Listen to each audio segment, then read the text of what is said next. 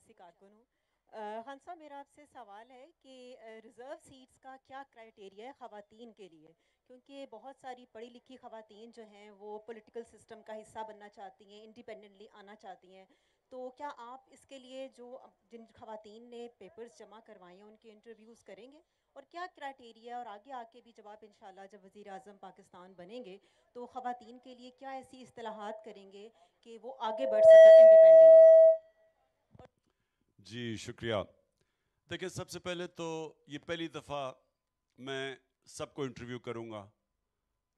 इससे पहले मैंने कभी इंटरव्यूज़ नहीं किया है, तो मुझे पूरा वक्त तो नहीं मिला, लेकिन मैंने तकरीबन 1000 कैंडिडेट्स का इंटरव्यू किया, लेकिन वो मुझे टाइम नहीं मिला बाकियों का करने का। चाहता तो मैं सबका इंटरव्यू करना है। अब ख़वातीन का मैं इंटरव्यू खुद करूँगा, और मैं आपको भी बता दूँ क्या क्या क्राइटेरियन होगा। सबसे पहले पार्टी की वफादारी, कि कितनी देर पार्टी में उनका कितनी देर रह चुकी हैं और उनका कितनी वफादार रह चुकी हैं।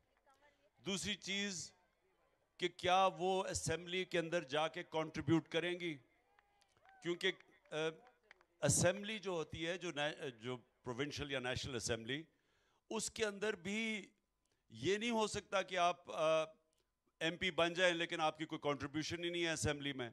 और मैं ये कहूँगा कि पंजाब असेंबली में हमारी ख़वातीन की बड़ी ज़बरदस्त कंट्रीब्यूशन थी, तो ये मैं ज़रूर कहूँगा।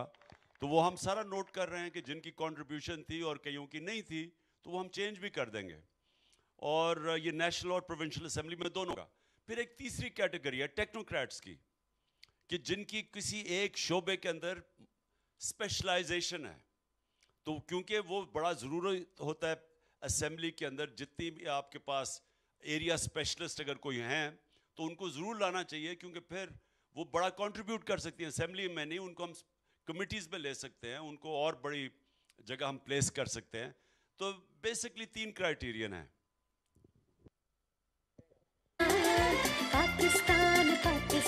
और अब थोड़ा सा वक्फा लेते हैं।